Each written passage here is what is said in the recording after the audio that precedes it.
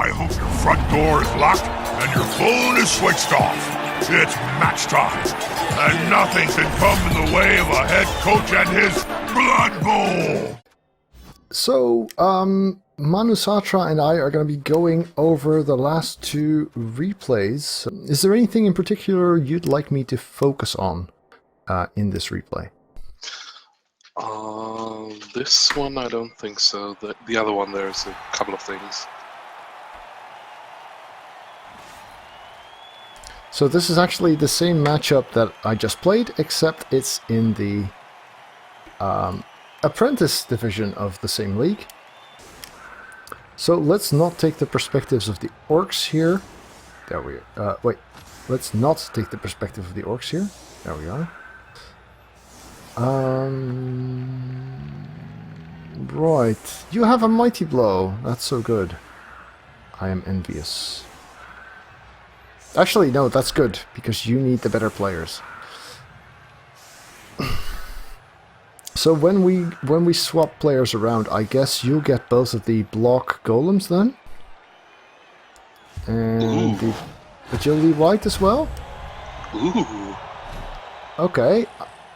Wow, that is a perfect kick for that Blitz. Yeah, not so. Oh. Okay. Then I'm going to hazard a guess and say you didn't catch it. Yeah, and I went all out on that side. Mm-hmm. And well, I would have probably committed to that quite a bit as well. Yeah, but I went there with all the fast players, so...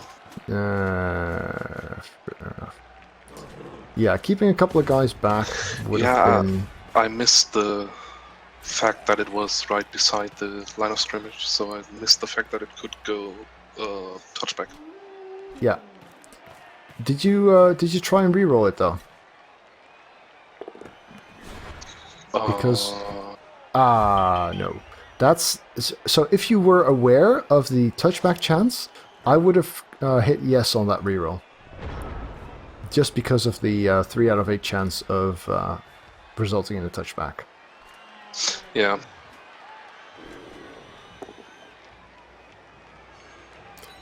So now you're stuck to one side, and all of his players are on the other side. Yeah. Oh, that pink still hurts my eyes. Yeah, I actually have an Orc team in the same colors. So right now, as I'm watching his turn, I would be thinking, okay, I need all of my fast players in the mid-center to be able to respond to what he's doing. Yeah. That's what I thought and said, oh shit, I committed too much. Yeah, it's okay. I mean, the orcs are slow, so they're not going to be able to suddenly rush forward. And your fast players can also move back. Good thing this wasn't ours, eh? Yeah, exactly. If you did this... I think he gave you a shot at the ball there, though. Yeah, he did. Are you taking it? Yeah, I do. Okay, good. I would have.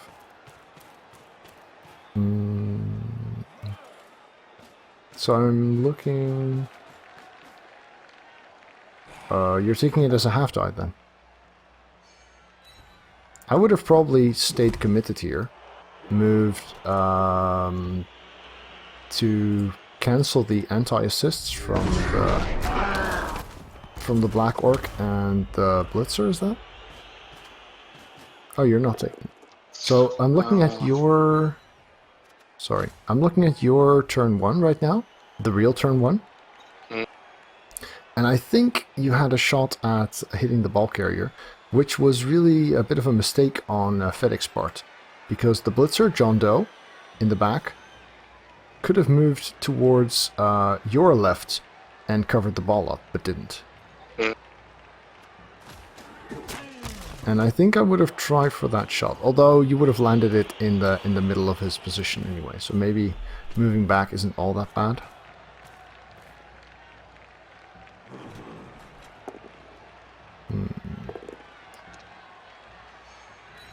So that that zombie that you moved forward, zombie number 5, I would have kept him in front of your Mighty Blow Wolf. Because that Mighty Blow Wolf is a huge target. Yeah. And I mean, the stunned guy is not doing anything. And while he is marking the Mighty Blow guy where he is right now, you're also leaving a bit of a gap in the middle here. Yeah, I saw just after moving the zombie. Mm-hmm. That was a slight mistake, and he gets blitzed, but it's okay. Yeah. As for the one die, I'm not sure I would have tried to roll it, and I don't think I would have re-rolled it. I mean, you've got 3 rerolls, you're paying 70k each. Yeah. You're probably going to have to be fairly conservative. So, watching his turn 2 right now, he's caging... Ooh, double sculling too. He's caging in such a way that his corners are not 100% secure. Especially now that he doesn't follow this up. So, do you have guard? You do have guard. 1, 2, 3, 4. What I would have done, I just watch you move your flesh golem in there. What I would have done in your case is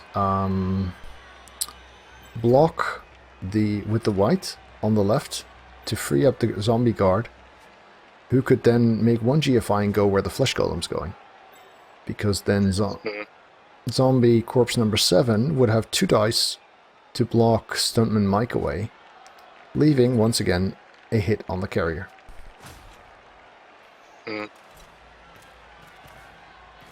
See what I mean?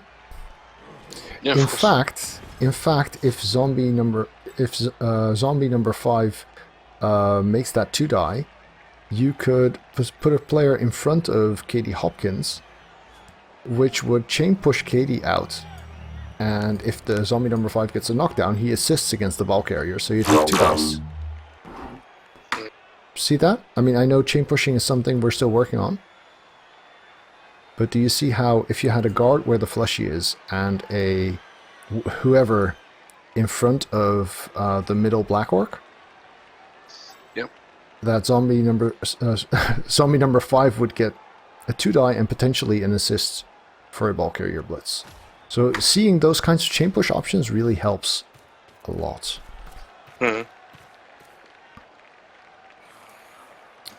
Of course, Mighty Blow punches with wolves are pretty decent as well. And when I say pretty decent, I mean really, really good. I would have waited with that one though, because you still have a block with block up there, and this was a block without one, which is riskier. So it's worthwhile, but more worth saving towards the end of your turn when you've done the safe stuff. Oh, okay, so you wanted to use the zombie and not the white. Well, then it doesn't matter that much. I think I would have blocked with the white. The white to blitz the blitzer on the corner. On the back corner? Okay. I think the white would be less at risk of being left behind, so 2 dying with him is not that much of a problem. And the zombie is one you really want somewhere in the center because he's your only guard. Yeah. I just figured he was too slow, so I didn't want to GFI, and yeah. Well, that single GFI there to get that chain push and the hit on the ball was definitely worth the risk, I think. Yeah, of course. Okay. And the white, well, yeah, he failed. Well, yeah, but that's just outcome. Another thing why I wanted the flashy there where he was that he could stand firm where he is. Yeah, sure. I mean, if it weren't for the brilliant chance that you had, I didn't see that. yeah, it's a good spot, but there were just even better things to manage. However, now I'm looking at your turn 3, and you've got really, really good options here. Most importantly, what I notice is yet another chain push option. Do you see... Oh, let me... Yeah, do you see the one I am referring to? Start of your turn 3? You mean from my fleshy? Yeah.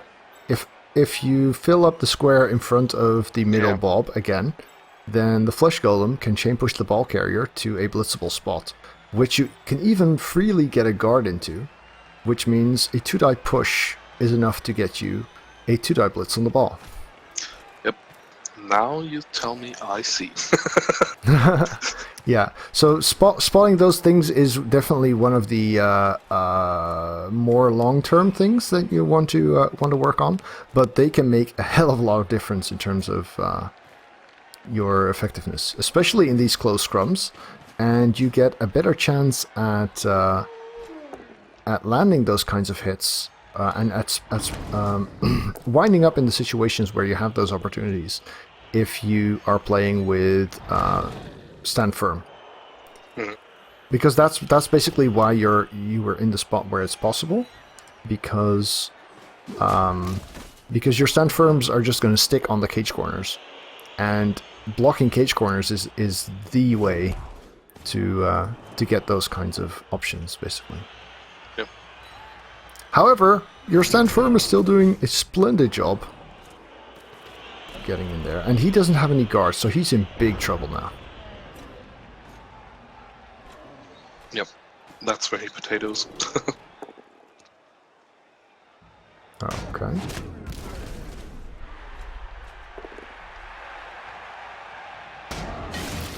Oh, but that's an annoying 1-die success, because stand firm really needs to stand, to be firm.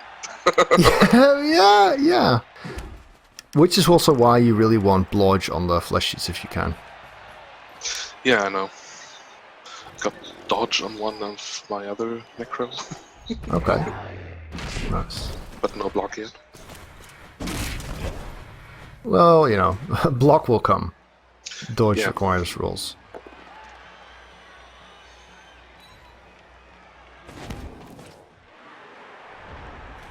So, looking at your turn 4, yeah, your guard and your Michael Corvin White are now really kind of left behind, which is a shame. They would be quite useful. You can get 2 dice relatively easily if the ghoul makes his dodge, but if he doesn't, then you're in trouble. No. Do it with a mighty 1-die. Really? No, Yeah. I would have gone for the 2-die. Because I did it with 1-die with block. And mighty well, blow. block doesn't help. Because the thrower has block anyway. No, it doesn't. Oh, yes, it does. Oh, sorry. Yes. Oh, but I missed that the guy behind him was standing up, so you weren't getting 2 dice there anyway. Yeah. Sorry, I thought the guy behind him was down. And I wanted the ghoul to pick up. No, that's fair enough.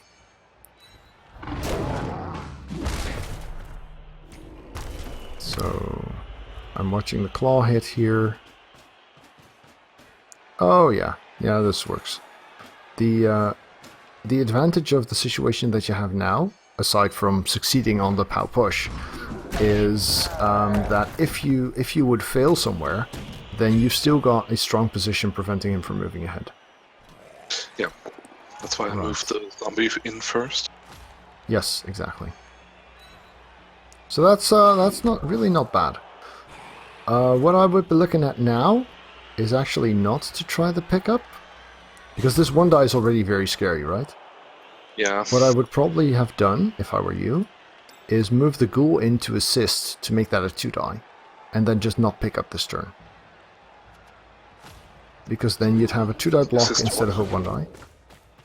But if you manage to roll the 4+, that would be kind of nice. No. Assist what? The block that the zombie just made, that corpse number 5 made against lineman, that could have been a 2-die if you brought your ghoul in, which would have also meant that both the ghoul and the zombie would have a tackle zone on the ball. So it's really about control during your opponent's next turn. Yeah. But since the bounce was lucky, you still had 3 tackle zones on it. But with the bad bounce there, you could have lost control of the situation. Yeah, I know.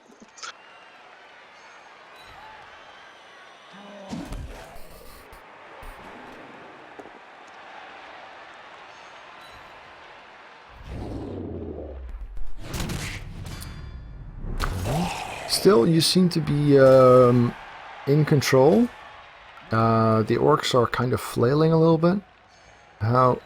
And yeah, where's your guard? Did your guard just to get knocked out? Yeah. That's not the guard. Where's he then? The guard was on the top. Oh, yeah. No, the icons just weren't showing because it was mid-block.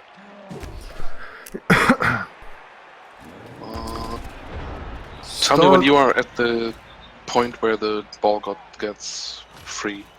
I'm at the start of your turn 5 now. Yeah. Just looking at your blocking options. So it's fairly simple to free up the ghoul.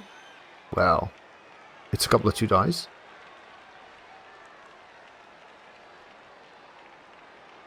Yes, Arcseed. It does seem to be that way. Oh, sorry.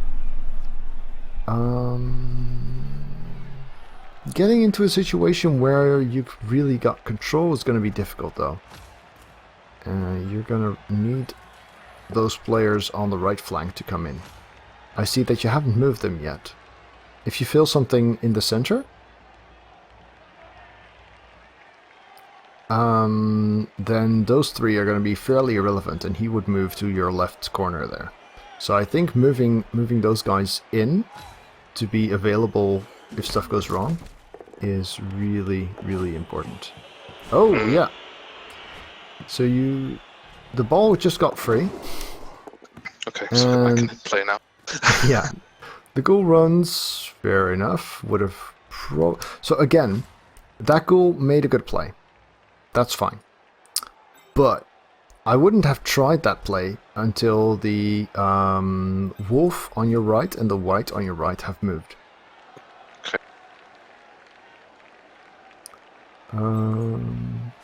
Also, the ghoul is not yet safe from getting surfed, I believe. Or no. Yes, he is.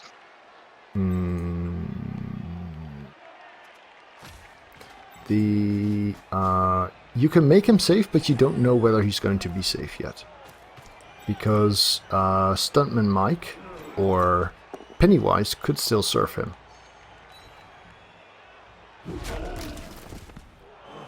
Pennywise could even surf him with 1 GFI if chain pushes go well. Is Pennywise that? Yeah. Probably. So, if you don't know almost for sure that you can get into a situation where you don't get surfed, I would have stayed 1 square off the sideline. Even though it means getting into the range of the others.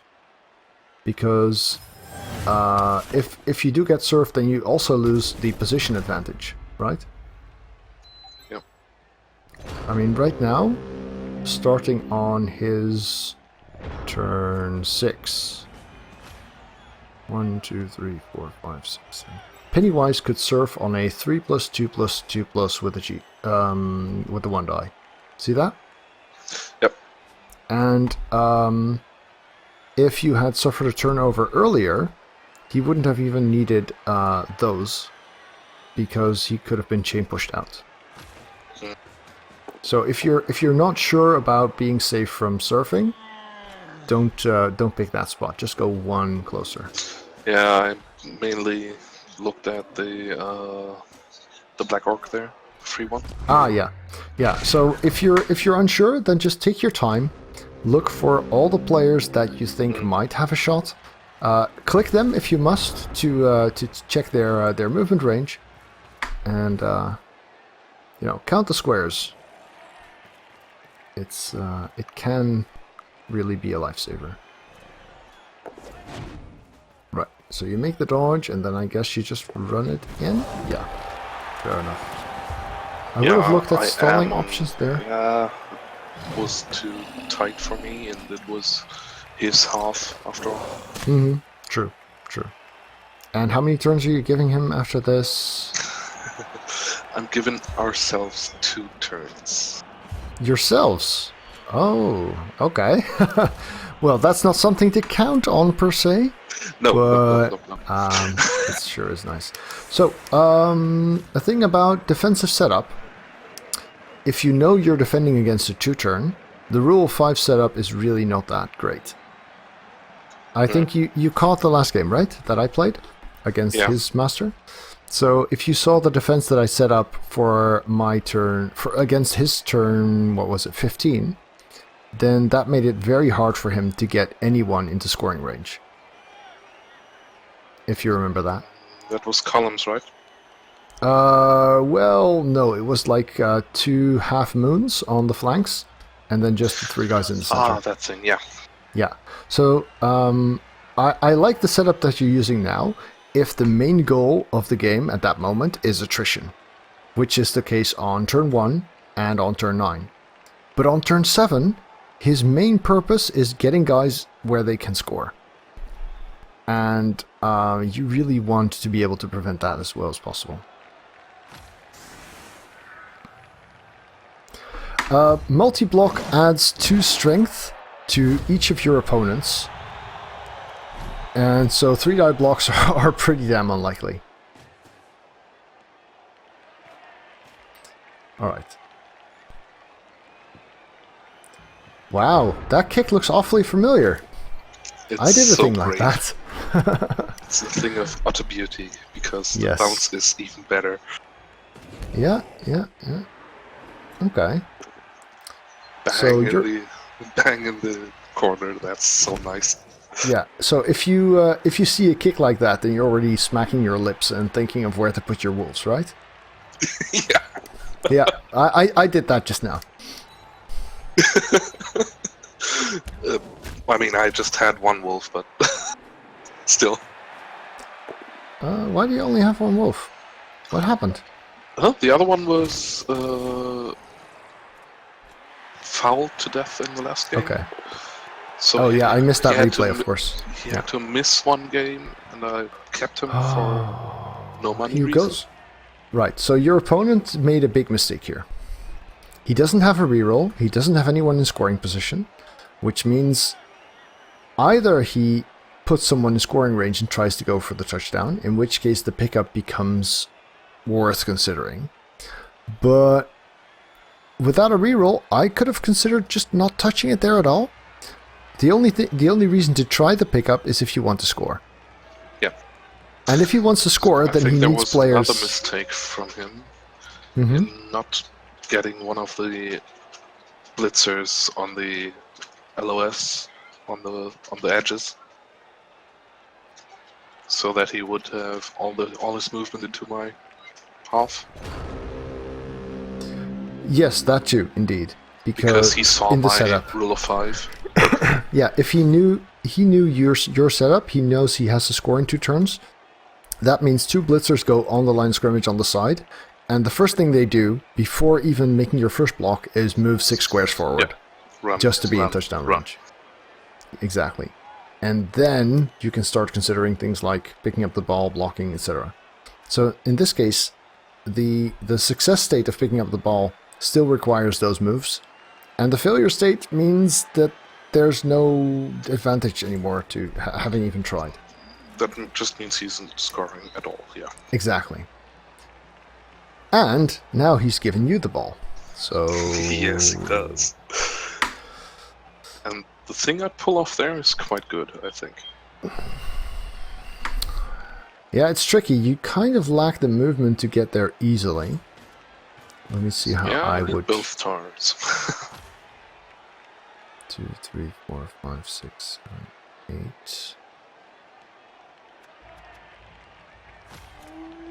I'll just see how you handle this. So, Mighty Blow blitzing because it's good. Oh no. Well, it doesn't happen to work, but it is good. 2, 3, 4, 5, 6, 7. Yeah, so the ghoul just can't reach it, but it's pretty close, so you can get next to the ball at least. I would have tried that, I think. So the ghoul making a dodge past the Mighty Blow Blitzer, and then making 2 GFIs to get right next to the ball. Although, Yeah. I've been one a bit reroll. angsty with my single reroll and Yeah. me knowing my ghouls not picking up. Yeah, I might have. I didn't check. I didn't check the reroll situation, but then I might have marked Larry. So this is a big one, though. If you had failed the GFI on the ghoul, there, would you have rerolled? On the The white, you GFI mean? on the ghoul, turn 7. On the white or on the ghoul? No, the ghoul. The ghoul made a GFI to get where he is at the end of turn 7. Okay. And if you were willing to reroll that GFI, then it was safer than a dodge. Because the GFI becomes 1 in 36 to fail. But if you were not willing to reroll that GFI, that means that the chance of failing the dodge is lower than the chance of failing the GFI. Because the dodge is 1 in 9 to fail, and the GFI is a 1 in 6. Mm. So if you wanted to save your last reroll anyway, which I think would be a valid point, it's why you didn't go for the play that I suggested, then you'd want to cut a corner and make the dodge near the line of scrimmage to save yourself a square of running, to prevent having to make the GFI. See what I mean? Yep. Good. The real beauty comes. Oh. It's quite funny. Okay, I'll keep my eyes peeled.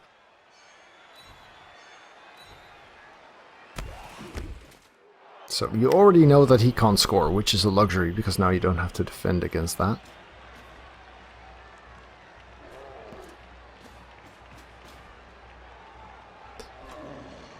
Yes, after this there will be a second streamed game seed.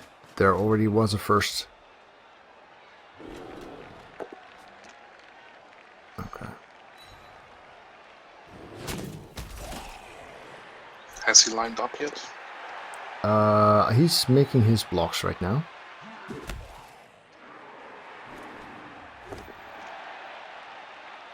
And failing. Alright. Starting your turn 8 nowish.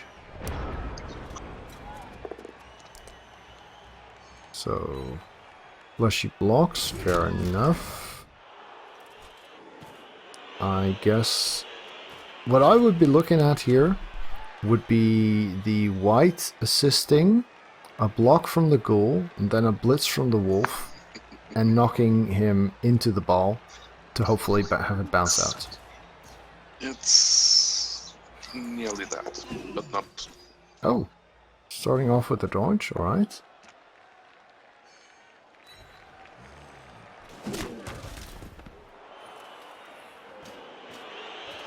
Block with the ghoul to assist the block on the line. Okay, ball's not in a great spot. So, you could have done the same without the white even dodging, if you had chosen to make the blitz with the wolf himself, with Lucien. Yeah, but I wasn't sure if I had enough to have Movement. two die and movement to Okay. get that Still there. That was very nice.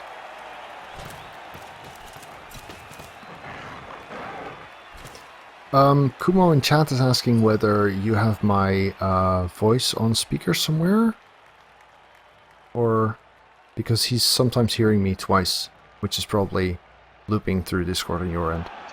Yeah, it happens when I push the talk and you talk Okay. at the same time.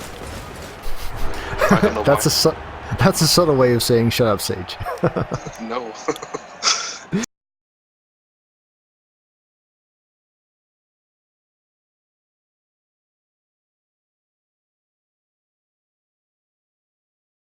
It's just, I don't know why that happens, because you're not on speakers. You are on my headphones. Yeah, weird. Alright. Well, I think it's fairly minimal though. Alright, so you are receiving and leading by 2-0. Yep. At this moment, you're just thinking, well, score fast and score again.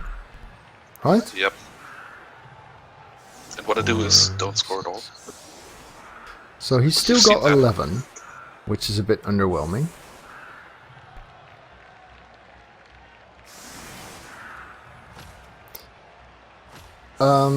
Just a moment. So Aardvark, the movement on the Stripple Dancer is very much worth it. The normal on the Mighty Blow Dancer, I would say tackle.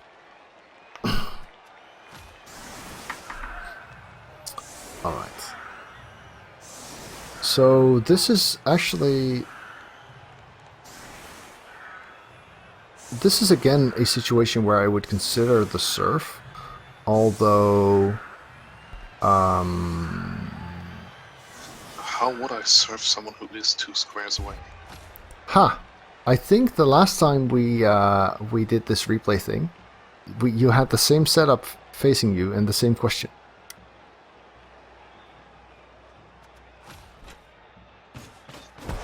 I tried to, well, see how to do it, but Okay. as I see that I can only move him 2 squares with a wolf.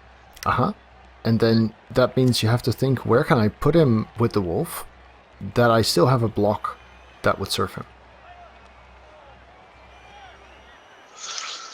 So you would set up on the Yes. sideline there. Exactly. So for instance, the fleshy would be a logical candidate, or even Yeah. the zombie. Yeah, I see where you're getting at. So you would first move a fleshy to the sideline. Yeah, so you would set up Right at the form.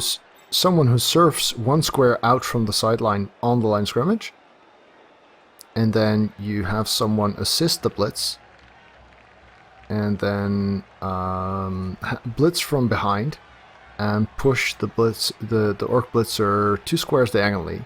After which the person you put on the line of scrimmage 1 square out from the sideline can finish the last push and put them in. Yeah. Yeah? Okay. It's even possible if you were 1 square further back, but then your block to finish it off would have to be diagonal, which means you'd need a fleshy to fill out the square that makes that diagonal a surf instead of a pushback. Mm. So that's also possible, but that requires a lot more commitment. The version that I'm suggesting could be done with 2 zombies and a wolf, whereas on the other end you'd have to position someone on the side who'd kind of have to have stand firm, which means you've got your fleshies out of position. So that's not as ideal. Yeah, no, I see. The last time I didn't understand the way you do it, because I thought you do it another way. Okay. Then I tried to see that, but failed because it wasn't there. Yeah, if you're looking for the wrong thing, then chances are it's not there. Very true.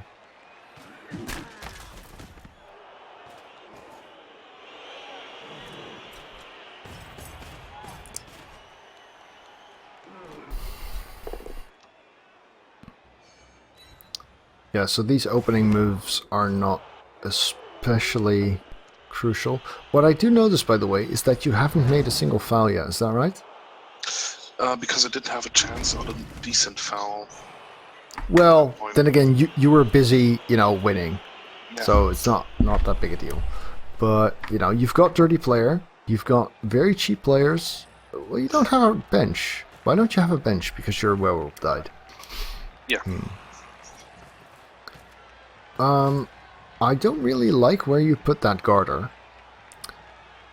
Because your fleshy doesn't have guard, which means one guy joining up there would give him a 2-die with Mighty Blow against your guard. He would be much better placed, for instance, in the middle between your fleshy and your white, where he couldn't really get an easy 2-die without blitzing. So it's... That's where I put the ball. Oh, no, I meant on the on his side of the line of scrimmage. just in front of any Wilkes, the orc. Yeah.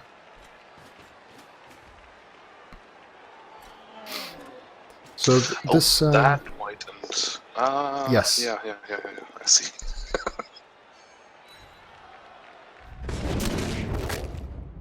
Oh, yeah, Sergeant Odyssey has a fair point here. As a general rule of thumb, try not to base all of your opponent's players to mark them if you don't have the ball in your hand yet.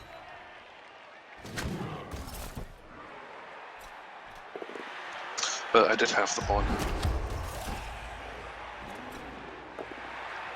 It was a touchback. Oh, yeah, right.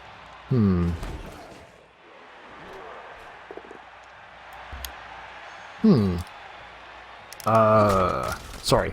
No problem.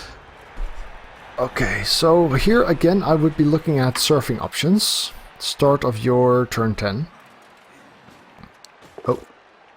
Because if you manage to remove the Black Orc Buffalo Bill, yeah, you don't really have the players for it, never mind. It would be the first thing I look at, but you're a bit outnumbered here. Yeah, I'm a bit beyond looking for surf options and saving the ass of my ghoul.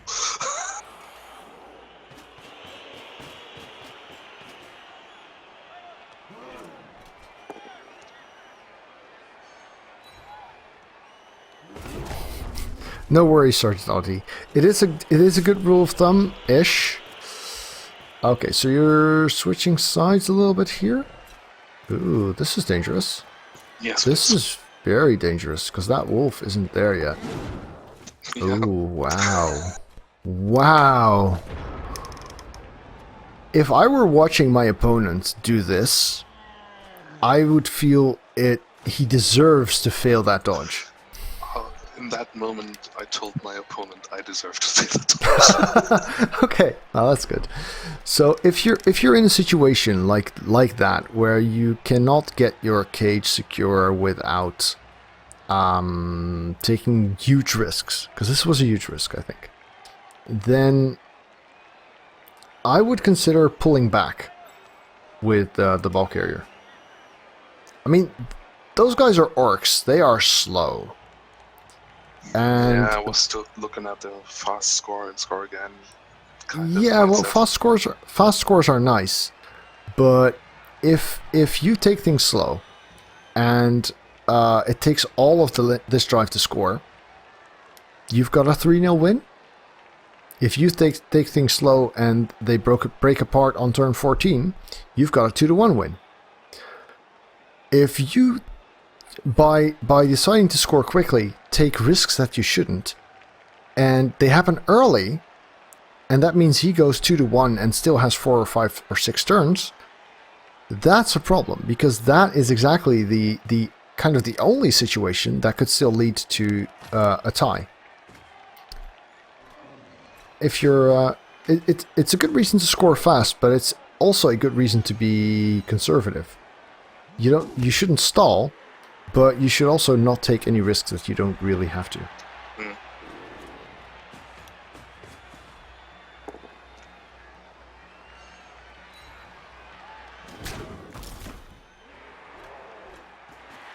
And the other thing that makes that even more the case is Necro are pretty fast. I mean, your fast players are really fast. Orcs, without exception, are pretty slow. Although in your case you've got 1 ghoul and 1 wolf, so you're not that fast. But if you can get him to spread out, then you've got more potential for a quick side change or a handoff and running off than he does of catching up with you. So spreading out the game is not that bad. I mean, you can't really elf things, but it's close enough that you can move around a little bit. Don't really like this play too much, because you're making 2 GFIs in order to get that block in, right? And even if you succeed on the 2-die Blitz, which in this case you don't, or at least not before you use the reroll, even if you succeed on the 2-die Blitz, you're still going to have to dodge out with the ghoul. So you're not saving yourself any risk.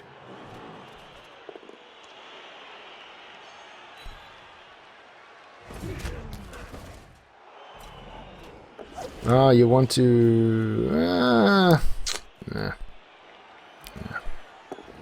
I'm still not a fan. But it's working-ish.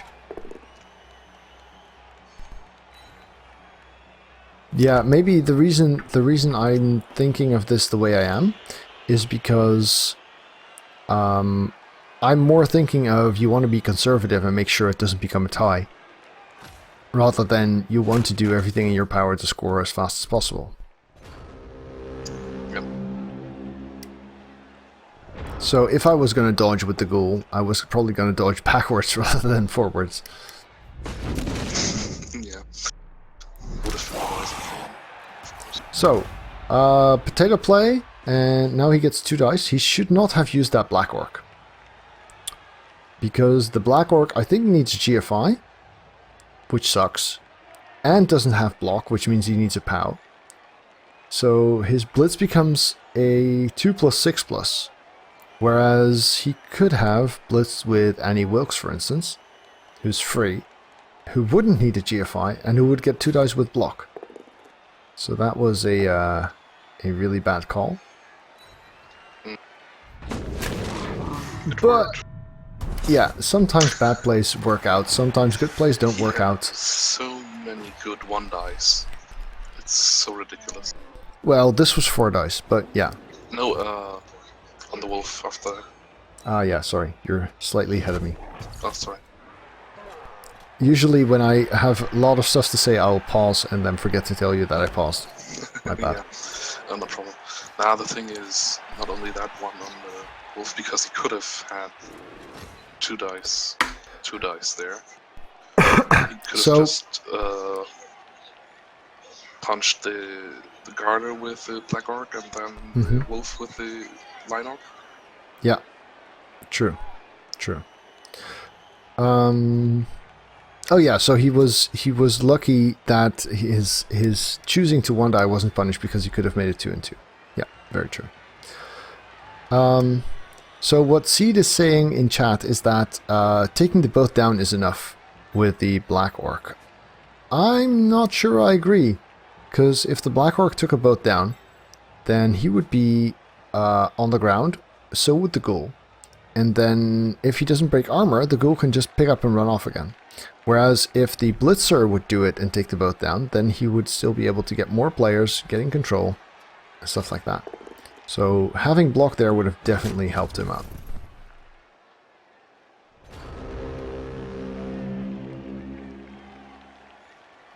Alright, start of your 12. Yeah, that looks like a splendid spot. Your wolf is in a really, really bad position though. Gotta hand him that.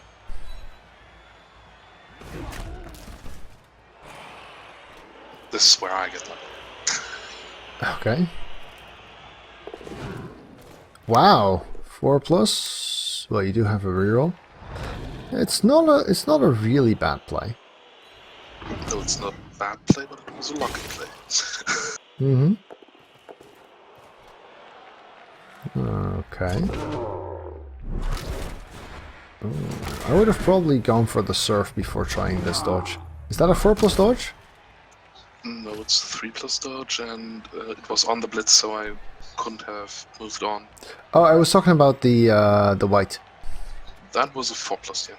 Yeah, so that 4+ dodge is less likely to work than the surf, and there's potentially also less value in it. So I would have gone for the 1 die surf first, because a 1 die with no block is essentially a 3+ in terms of risk. Yeah, that's right. Oh. Yeah. That's generally a very, very easy way to compare chances and risks. If you think of if you think of a 1 die where you need a power or power push, just think of it as a 5+. Yeah, it is. And a 1 die where you need anything but a skull or both down, that's essentially a 3+. Yeah. There's another random 1 die. The orc just picked up the ball. Oh, wait. Yeah.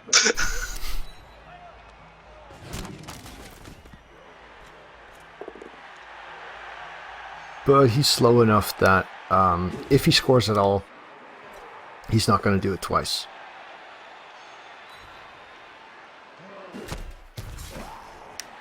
Would I take plus movement over block as first roll for a wood elf catcher? Absolutely! Absolutely! Plus movement is pretty much the best thing that can happen to a wood elf catcher. Because yes, a plus movement wood elf catcher needs only 1 push for a 1 turning. And that is very, very important.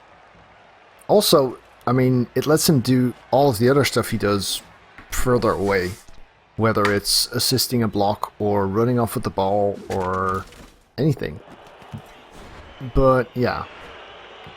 Plus movement for a wood elf catcher is definitely awesome. Followed by, if you have a bench, followed by sure feet sidestep, or the other way around. And if you don't have a bench, then block first, then sidestep, and then sure feet. You're not going to get that far in a 10-game mini league, though. But yeah. Skulls are nice. To give you an idea of where I am on the orc turn. Also, if he was gonna mark that wolf, he could have done that before blocking with the black orc. Okay, your ball carrier just got knocked down again. My ball carrier. Yeah, the wolf just got blitzed down by Patrick Bateman on the orc turn 13.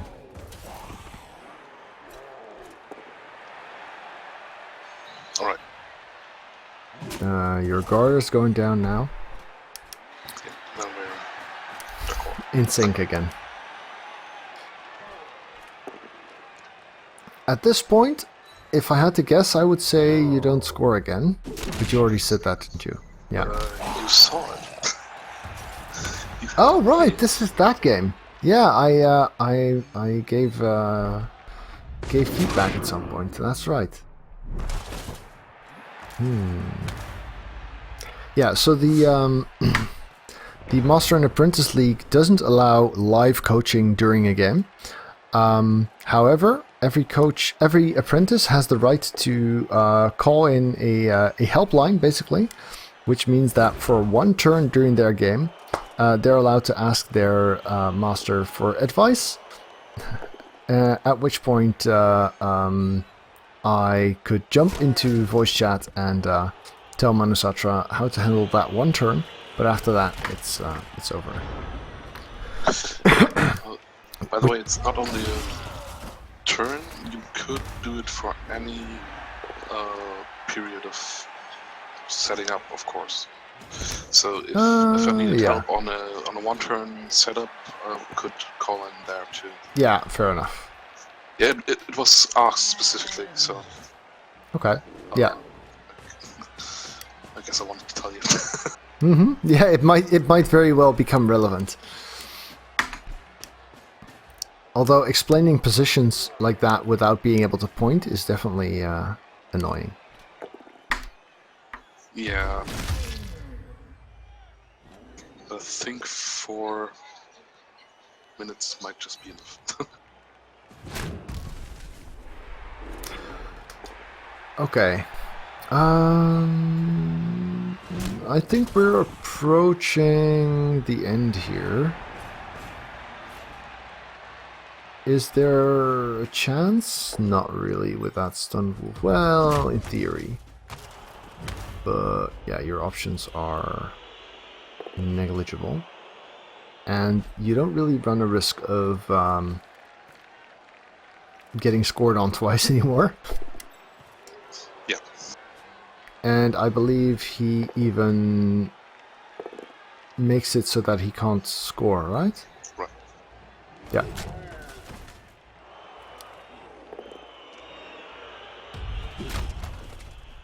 Okay. Yeah, so he kind of misprioritized there by not getting into touchdown range and doing stuff in the backfield instead. Yep. Which is good for you, because then you can do whatever you want. And then you have one very, very unlikely shot at a touchdown, which you're probably not even going to try, I guess. What? No, I don't try that. Okay. And that means you go for the 2-die claw. Yeah. Very good. That's what I would have done. So, considering you have a Mighty Blow Wolf, your damage to the Orcs has been kind of underwhelming, actually. It was so bullshit. But, To be honest. yeah, honestly, who cares? Yeah. As long as you can steal the ball and steal the ball again, you don't need damage, right? You can Yeah. just elf things. But I like my elves alive. Mm-hmm. And my dead stuff hit people. Fair enough, fair enough. Yeah, I sometimes have a bit of an identity crisis in this thing where I'm as you know, I'm an elf coach at heart, and I just look at chaos. You're not. You're a rat coach at heart. That's Well, even worse. that too. What do you mean worse? But when I look at chaos, I think, well, okay, so it's a 3+ instead of a 2. That's not that bad. And then go for funky plays. Yeah. That's probably true, but thing is with rats, I had my high elves in the spin win league. Every time I got them up to be good again, Skaven come and kill you. yeah, and it's even the same coach, just with different state. Oh, okay. Okay. So you don't really have a problem with me, you have a problem with his Skaven. That's good. Alright YouTube, thanks for watching. If you enjoyed this, remember to leave it a thumbs up at the bottom. And of course, if you'd like to see more videos, do check out the channel and hit subscribe on your top right.